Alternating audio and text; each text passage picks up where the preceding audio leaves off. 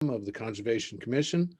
In attendance, Chris Schipper, Linda Andros, Marty McLaughlin, and our guests, Tiger Mann, Sven England, Liz Donovan, Robin Bates Mason, and Lynn Brooke Avney. Thank you. Thank you for joining. We'll start off with approving the minutes of March 11th.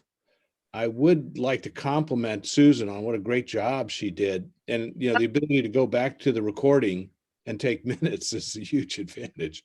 I'm wondering, in the world we live in, if you have the recording, why do we write minutes? But I guess. Yeah, I know. It's the way to go. But I think we have to have a written one in Yep. Robert's. But I thought they were fantastic. Some Yeah. of the best I've ever read. So I will move to, go ahead, Linda. I move to approve the minutes of March 11th, 2021. And I will second that. All in favor? Aye. Aye. Okay. Aye. Minutes Aye. agreed. Thank you. On to the agenda. Again, we always kind of kick off with sustainable New Canaan, and Robin, with you on board and leading the charge to silver. Are there any quick updates or messages that you want to deliver? Sorry, can you hear me? I can hear you. Have you got a new speaker system? No, just trying different location. Got it. No, not much to update. Just we've got the community match fund that's going to go towards points for the native trees at Waveney. We have a few other programs, but it's going along well, hopefully. Got it. I heard that you're somewhere around 5,500 towards your 7,500 goal. I think we just went above that now. So Good. Since the Rotary meeting, we're up. So I think we'll get it. So you think we have 20 days to get to 7,500 and close? Yep. Okay, that's great. Well, I look forward to the planting. Did I hear all maples, no oaks? That's Tiger, sorry. All maples. That's what Waveney likes? That's what the tree warden likes in Waveney. Yeah, I think that's what was there. So I think he's trying to replace in kind. Okay. Yeah, to be honest with you. Well, great, Robin, thank you. Next item on the agenda, pollinator pathway. Tiger, could you give us a quick update on how you plan to run that through?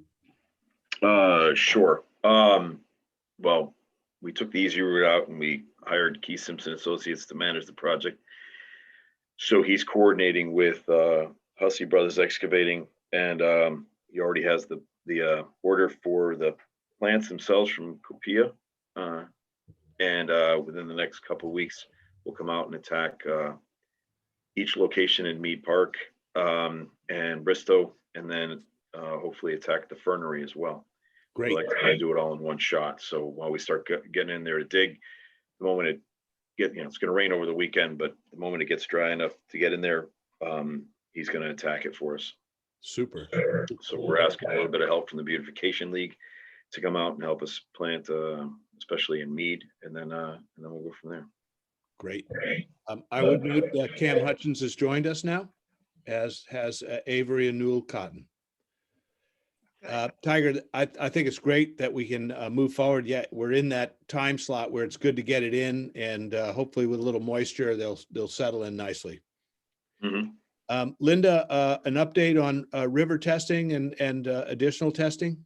Well, we're all set with Dr. Cosby for the 3 river tests that she proposed last month in her presentation. And we've agreed to create a program to test 3 to 4 ponds in our community.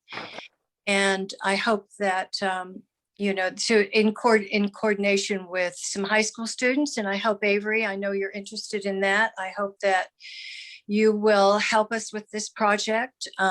Later on this month, we'll set up a Zoom meeting with Dr. Cosby, and we'll establish our goals and how best to achieve them. It's great. Chris, I can add a little bit to that too. We met separately with Sarah, Dr. Crosby, Maria and I, our town engineer, and then we put her together with Joe Canis. He's the engineer in charge for tie and bond underneath our MS4 Mhm. permitting.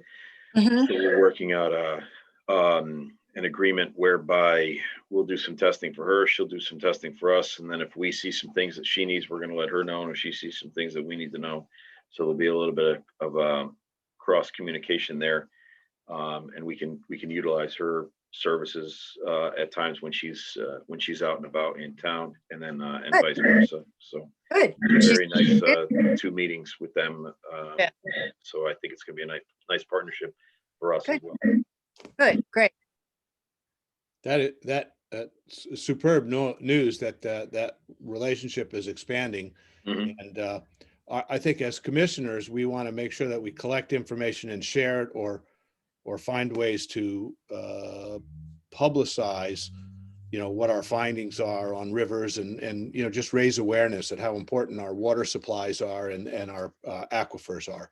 So I'm Yeah, both. Can delighted. I ask a question? Can I ask a question? Please. I have a question. On testing the water supply, is there any concern, or is there any evidence that there's been a declining value in our water supply? Or is the reason that we should worry about it? You're talking the amount of water, or the quality thereof. Well, we're testing water.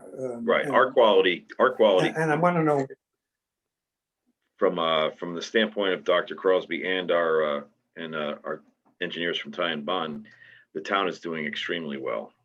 They're better than our neighbors, and then better than our counterparts in the rest of the state, as far as how proactive we are in the quality of our waters, and the results that we're receiving, or we're seeing come back. So they both think that we're doing well. As far as overall volume,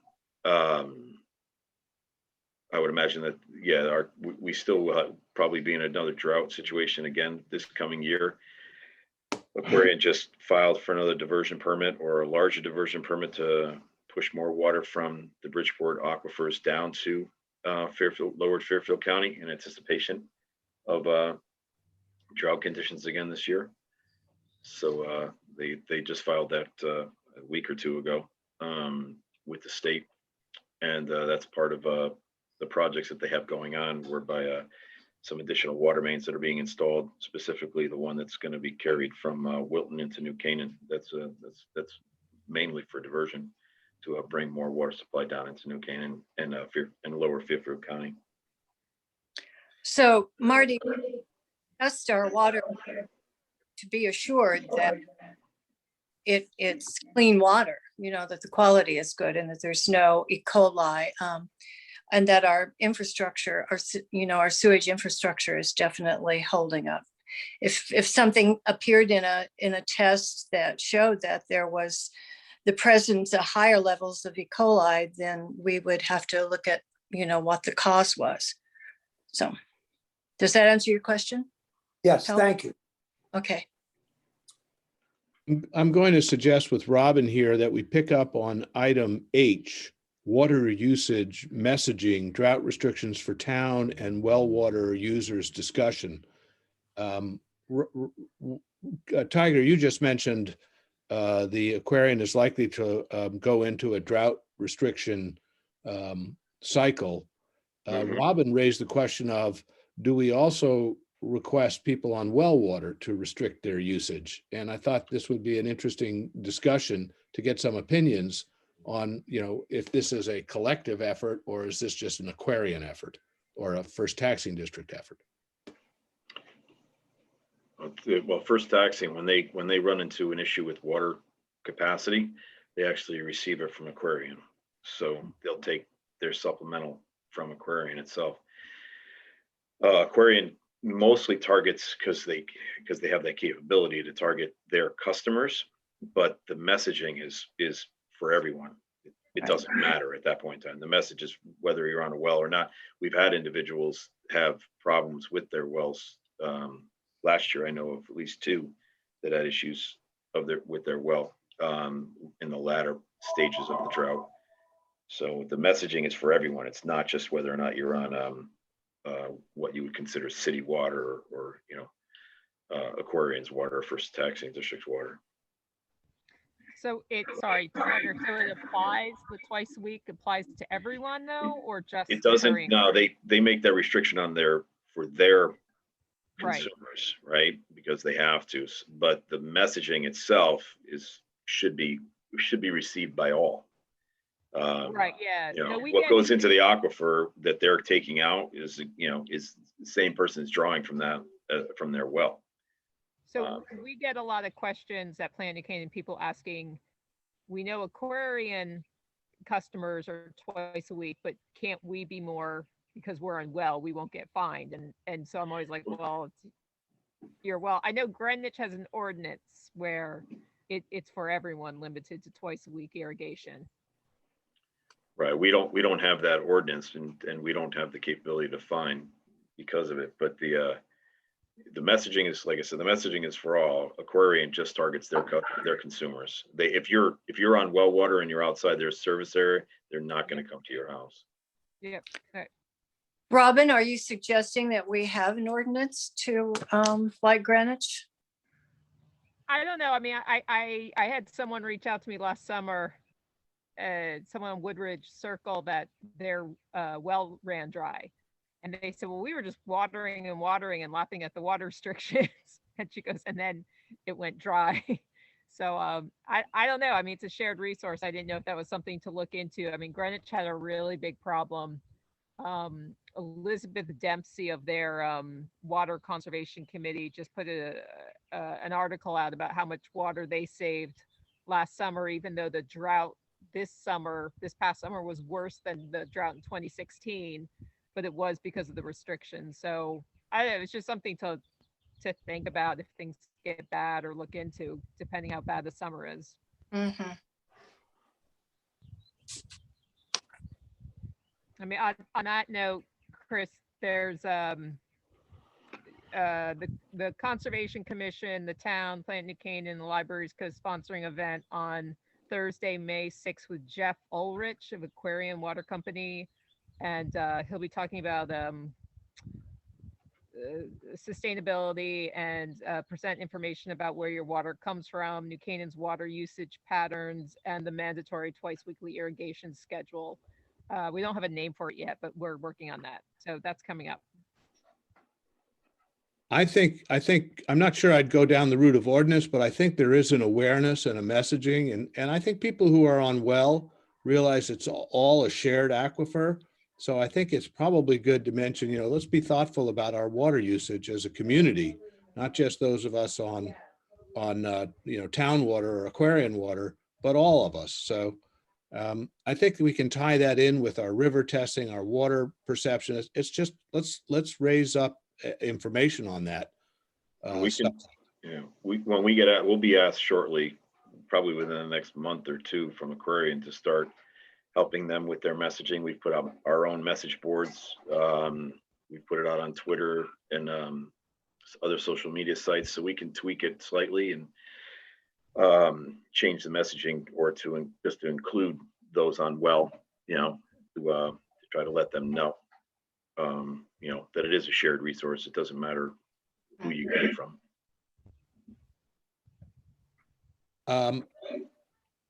I think that would be helpful. And I know that, Robin, you've drafted the mid-year tax letter insert.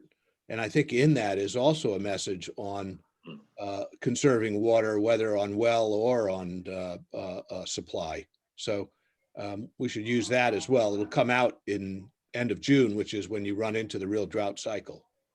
Right. That tax insert, we are under a little bit of a time constraint. I talked to the tax collector today, and she needs it by May 1. So she'll need a final version by May 1 to then hit her time frame. I think we have a final draft as of this moment. We just have to run it through to the approval cycle, and it will be handed over. And it looks great, Robin. I'm not sure who did your graphics, but the work looks really good. I did with help with Beth Sanford, but we'll change the water messaging because it does say for Aquarian water company customers. So we'll tweak that. Okay. All right. I think we've already discussed the native tree planting program. Any updates on food scrap recycling? I can show you where we're at if you want to know. Sure.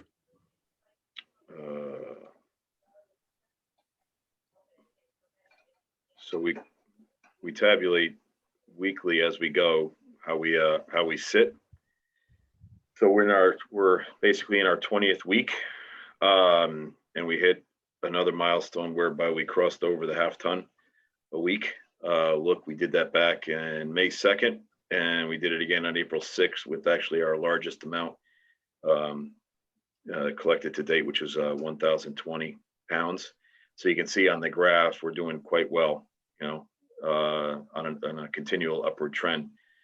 And we're hoping to get to the ton and a half a week, which will then drop our disposal cost per ton down. Right now, we're averaging just under $290 a ton. We continue to do that, we'll drop that number even more at that point. And so this is where we stand as of now. So I think we've collected 7.855 tons to date, and I think we're doing quite well. We're averaging about a half a ton a week, you know, just under a half ton a week. Tiger, where are you picking this up from? The data? Where do you pick up? Who's donating food scraps? We collect them at the transfer station, and then the gentleman from Curbside Composting comes in, dumps them into his truck, and then he drives over our scales and we weigh them as he leaves every week. So then we know exactly how much is gone, and then he bills us basically on a pickup basis and the number of bins that he picks up. So $5 per bin, and then a $75 per trip to come in. So it's a nominal fee in the end, but that's how we're tracking the quantities at present. Are there extra bins now? Yeah. The guys, they are. Yeah, we're shuffling them in and out when they get full. We'll bring out the full ones and bring in the other ones because we're running a little low on space. Yeah, awesome. Thank you. Mm-hmm. Yep. It's a great program. Really a good start, and it needs to keep building. Like I said, the trend on the graph is continuing to rise, so we're doing well in that regard. Hopefully, it'll continue through the summer. We're going to add some additional signage to help people with directionally, especially since April 15. We're going to start bringing in our leaf mulch, and so to get rid of the misnomer, we'll have signs that say food scraps one location and composting or leaf mulch in another to direct people to the two different locations so they won't get confused. We're having people get confused now.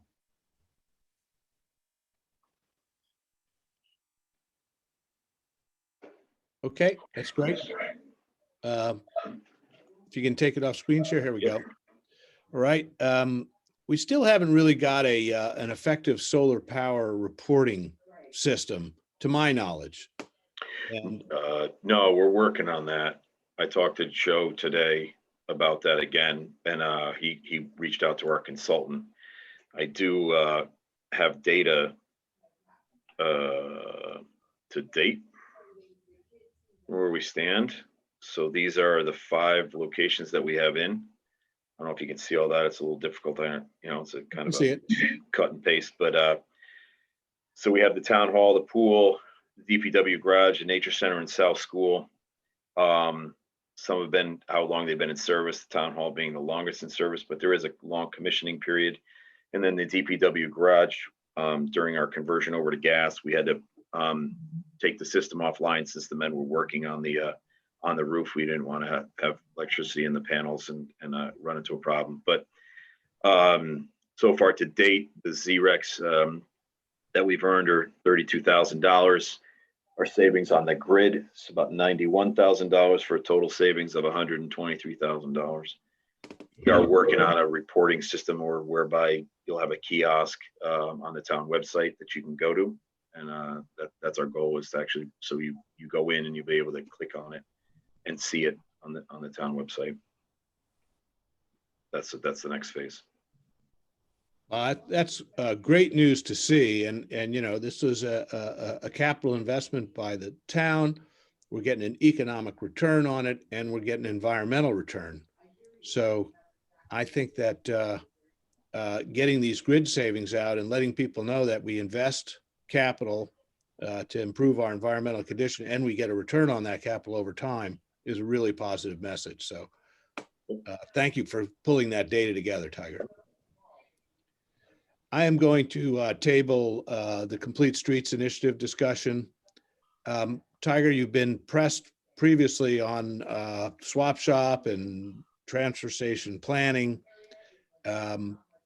If you'd like to, if Robin or if Tiger, you'd like to discuss either of those two ideas, I'm pleased to, I'd love to hear your thinking or what we should be thinking. Robin, you want to take that, or you want me to take it, or how do you want to go? You probably should go first. I can talk about the volunteers. So what we have right now is within the next 3 weeks or so, we'll get the new scale house will be delivered.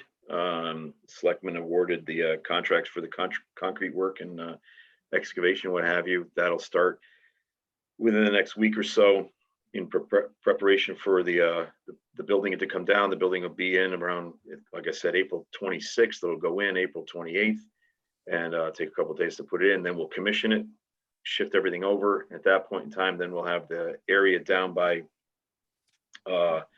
where their quote unquote offices were, just to the right of the salt area, will be open.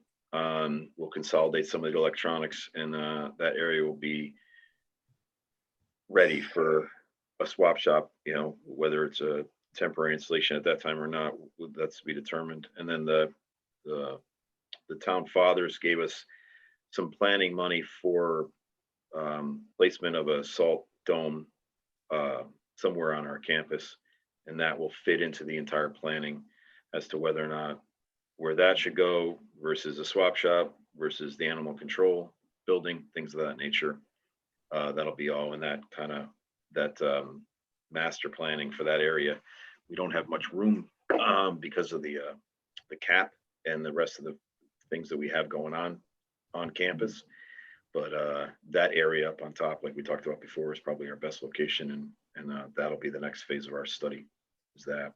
But we will have an area available.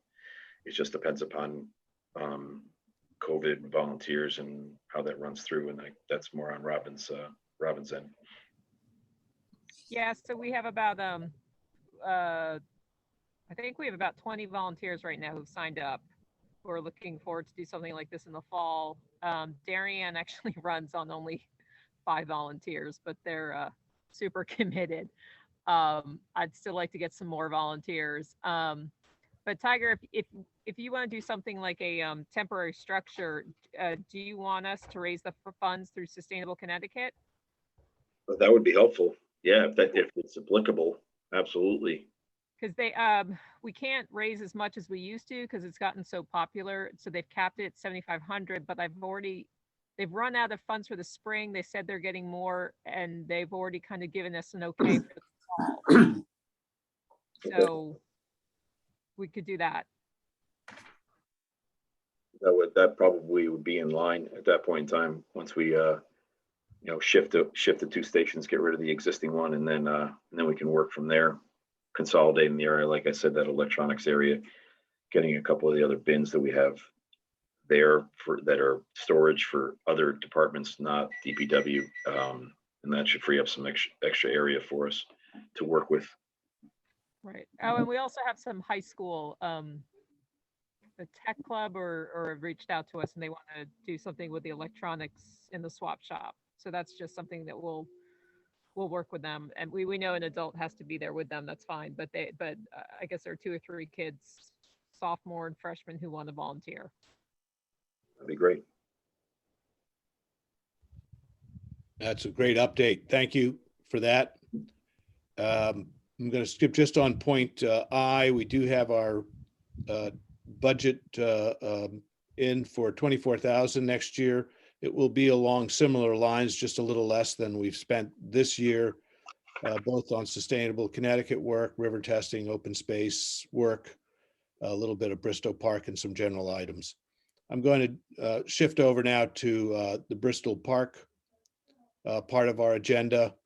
I'd like to thank everyone on this call for the support for the next phase, or phase 2 of the 5-year capital plan, which is $112,000. I believe it's really focused on the raised walkway and trail improvements, having created the center, the main line or the green link. These are now the spur lines that come off of it so that people come in and then diffuse into the park. Tiger, I understand, I think the walkway bids were due today, or? Bid opening today, yeah. Sorry, go ahead. I can give you a Please, little. can you let us know how that? It went very well. We had 2 bidders come in. Both had done this type of work before. Silo Development and Peter Lonnie Incorporated. Peter Lonnie was the apparent low bidder. Now it comes down to, we have a couple of alternates there, whether we choose to use Diamond Pier Construction, which will drive up the cost by about $4,000, and whether or not we want to stay with Red Cedar or we want to go to pressure treated lumber. If we go to pressure treated lumber, the price on Lonnie's side will drop by about $2,800.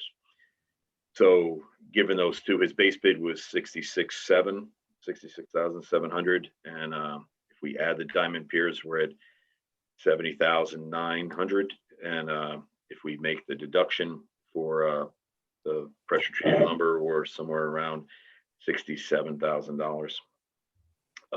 We have a substantial amount of money left, but we would need somewhere between $35,000 to $45,000 to make up the difference of the 2. So we have some monies from last year, and then we have monies coming forward from this year. But if we want to go forward right now, we have a shortfall of about $35,000 or so. Okay. So we're doing quite well, actually. Right. And the reason, the reason why we have some of these funds available now is because we've done so well in the first phase. That's correct. We advanced a lot of work and still stayed under our number. So, we ought to put our heads together to figure out how do we bridge, the first part, those 2 gaps, and decide how quickly we could work. Because otherwise we'll be waiting until July 1st, right? We'll be waiting until it's a bonded item from the capital side, and they'll be taking that up in May, and there'll be an authorization both from a vote from the Board of Finance and from the Town Council. I don't know if it'll be in May for both. It'll definitely be in May for the Board of Finance. Might make the May agenda for the council. Might have to go to June, and then at that point in time, 7 days after posting, if there isn't a referendum, then the monies are available. So yeah, it's probably around July 1. But yeah, to that point, we were able to bring forward other phases, specifically the pond dredging, at about $34,000. So that saved a substantial amount, saved money, and then we were able to continue to bring other phases forward. So we're a little bit ahead of the game. All right. Well, I think we have to, take your judgment call on how we want to proceed, with the whole project, and then evaluate the opportunity to either accelerate that program with some private funding, or we have to then just bridge across the two programs to make it work. So that's a good discussion. Right. As of this moment, I believe the Friends of Bristol have transferred 20, I think we transferred 35,000 Correct. over to DPW for both the pollinator project and a series of other items that are listed in the agenda. That's good news. I do know that I haven't heard anything back from the Pennington Gray group about their native plant planting, unless they decide to do that at Irwin. I'm not sure whether that's ever been followed through with. No, I thought I thought we put them in touch with you, and then I thought myself it was a done deal that was going to happen in Bristol. But we Yeah. can certainly circle back to them and find out. Might be a good idea. Mhm. I've got Avery and Newell Cotton on the line. They were both with us, I guess, 3 weeks ago or 2 weeks ago, when 26 or 25 birdhouses were installed around the park. Newell, or Avery, have you seen any residents yet? Anybody in residence?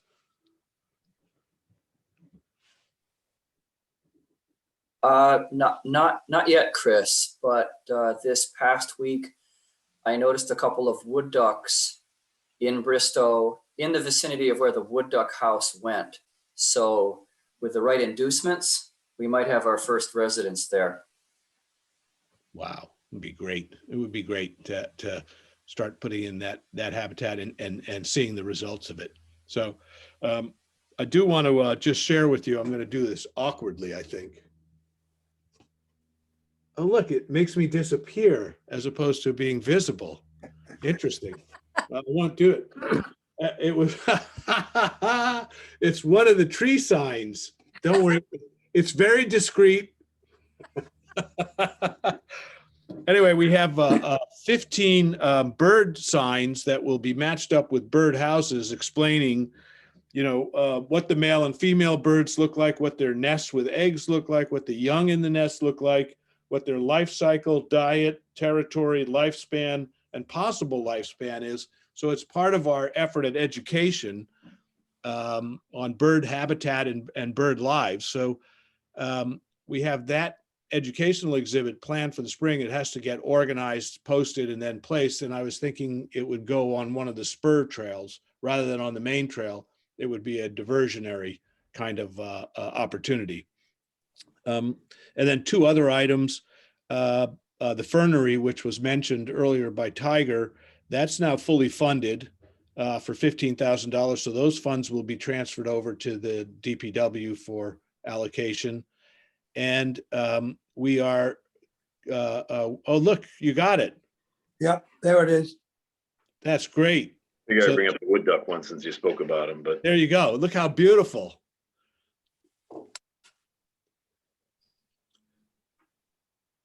So got the wrong logo on it, but it's okay. the exhibit will have this sign and a wood duck house on it, on a post. So that, and it will be one of 15 different birds that people would walk by, maybe 15 feet apart. And it's like a walk-through exhibit. We lifted this idea from the Winding Trails group that Tiger is aware of. And I think it's a great educational package. And once it goes in, our hope is that school children or just families will wander through and realize what a great opportunity we have to take care of birds in our neighborhood. So thank you, Tiger. Chris, will this be rain-proof? Yes. Yeah, Great. the sign is on a metallic backing, and it's a waterproof sign, and it's color resistant, Great. unresistant. Great. And then the birdhouses will simply, age in. And the thinking is we'll run the exhibit for, say, 3 months, then put it into storage. And I've talked to the Nature Center, and they said, well, if you do it, we could run the next cycle. They might put it on their properties next spring. And then maybe another cycle, it could end up on a land trust property. So it'll be a rotating exhibit, sharing with people, birds, bird habitat, and education. Continuing on this one, so I mentioned the $15,000 of funding for the fernery. We have a $15,000 grant in place. This is from the Anderson Family Foundation, and we are in pursuit of the remaining $15,000 and have had some very good discussions with some local organizations. I can leave it at that, and we're hopeful that that will be coming through. I was going to show you the pavilion, but that doesn't work either. No. Wonder how it can filter out any image there. So it does that. So another lesson learned here. That's it on Bristol. Are there any questions or comments, Avery or Newell or Marty? When's the opening, the grand opening of Bristow? Well, I think the centennial celebration is 2024, but you know, I feel like we're doing soft openings. I think we could have a little celebration when the gates go in on Old Stamford Road. There you go. That's the pavilion. Thanks, Tiger. And just so everybody knows, it's just a shelter. It may have a little storage on it. And the architects have requested that we put ipe wood on the pillars so that they become impossible to carve. You know, it's such a hard wood that it becomes more vandal resistant in a way. And that's a $30,000 project, you know, with. Chris, shouldn't there be a place to sit down in there within the pavilion? Let's say you're visiting and it's raining out, you want to sit down. You know, people might want to even put a picnic table in there. Well, what do you think about that? Well, I think that this would be suitable for a bench or two, Marty. I don't think I would build fixed seating, but I think a bench or two in there would most likely happen, and we would most likely find someone to contribute towards that.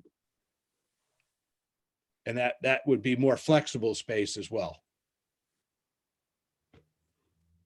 So thanks, Tiger, for sharing that. Anybody else want to comment on Bristow and how things stand? Okay. On open space, I'm very happy that a couple of events have occurred. One, there still remains $50,000 to start supporting the land acquisition fund to add to it every year in anticipation of future opportunities. I'm very hopeful that will stay in. I think it's important for the town to be a player and to be, you know, a backstop for open space opportunities. And also, you know, it moves us up the list for state or matching grants. And it also is a signal that, you know, in New Canaan, land conservation is important because of our aquifers and because of our zoning, the 1, 2, and 4 acre zoning, which is defended by its importance for our aquifers and our water supply, that having this fund grow over time steadily will give, let's say, our successors or our future counselors and selectmen a bit of leeway to be able to sit at a table when a good opportunity comes up, particularly a water company opportunity. So thank you to our first selectmen and our town councilors for keeping that involved. We have not yet gotten to an agreement yet on a final open space map with the land trust. That discussion is going slowly, but I suspect, Lynn, if we had an opportunity to sit with Aaron one more time, we could hammer out what minor adjustments have been made in the last 2 or 3 years since we put the first map together. And then we would have something that's in place ready for POCD, you know, documentation. We can consider that for later this spring or early summer. Okay, that's good. And then lastly, Kevin, I'm not sure. One is, I should point out on point C that the town council did approve tax rebates to the land conservation organization. And I don't think I'm speaking out of class. I sit on the land trust board ex officio. The land trust board put that into a restricted open space fund. So that money is now designated for open space evaluation and acquisition.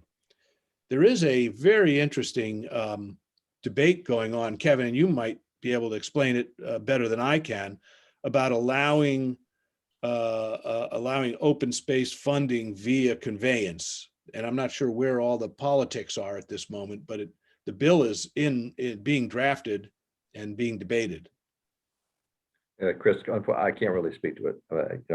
I've been just trying to keep it up with you. So okay, all right.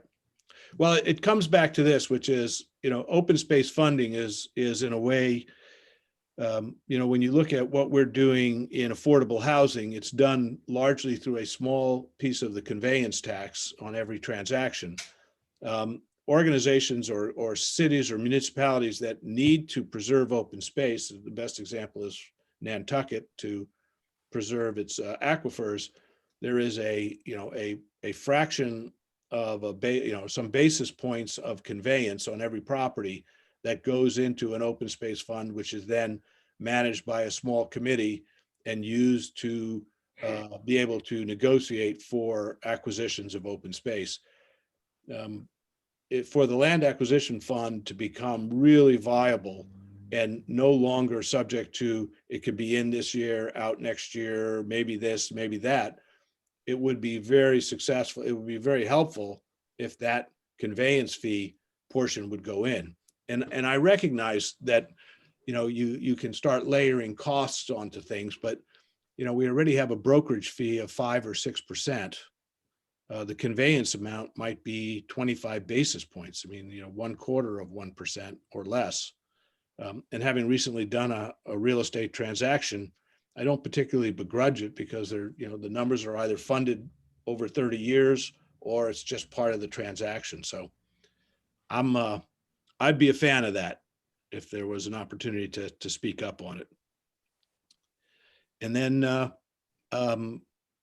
Robin, I don't know if you can share the latest draft of the mailer insert so that people can see it. Oh, sorry, I sent it to you. I'm not too sure if I can bring it Let me up. see. Hold on, let me try.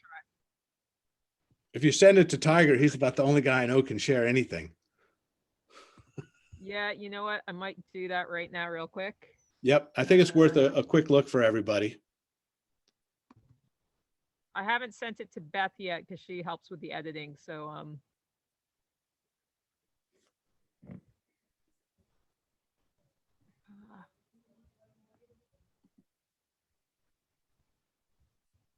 Oh, maybe I can share that. I think I can do it. we can do it. Okay. Is my screen sharing up? Yeah, that's the old one, but Oh, without your oh, message. pity. That's fine.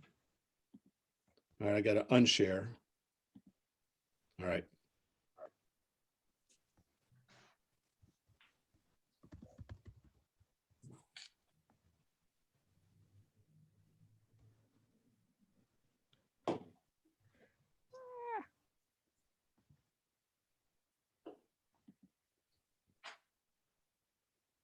Yeah, no, sorry, it's on my main computer. It's on my laptop. So I mean, you could share what you have. It's just missing your message. I want to see if I can't find it for us.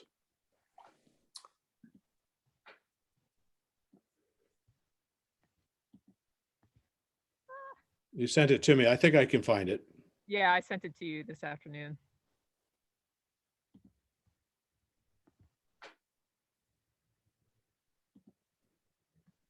I will now show. Chris, is this what's going in the tax bills, or is this? This is what is being suggested for being inserted into the tax bill. I'm sharing now. Can you see it? Can I go bigger screen, I guess?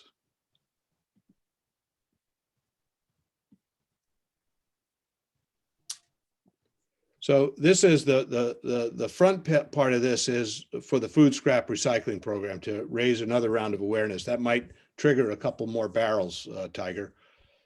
And then the backside has got a brief message to the citizenship about caring for open lands, clean water, and fresh air. And also a special thank you to all the volunteer organizations that make New Canaan special. And, you know, it highlights organizations with a focus on the environment.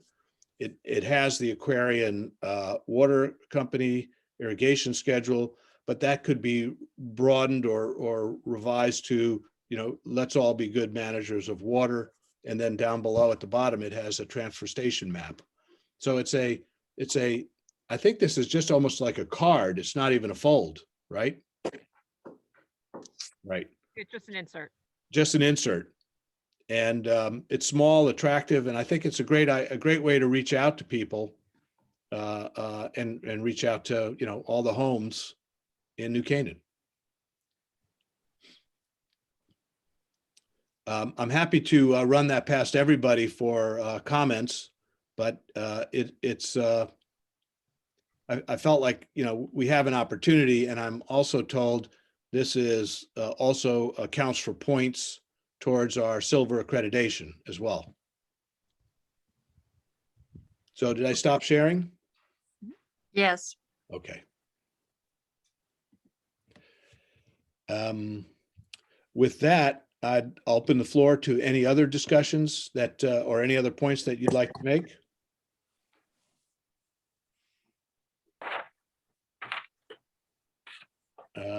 And then if that being the case, I'd like to move to close the meeting. I second. Thank you. Thank you all for attending. Thank you, thank you. Thank you. And let's keep pushing on and making progress. Thank you.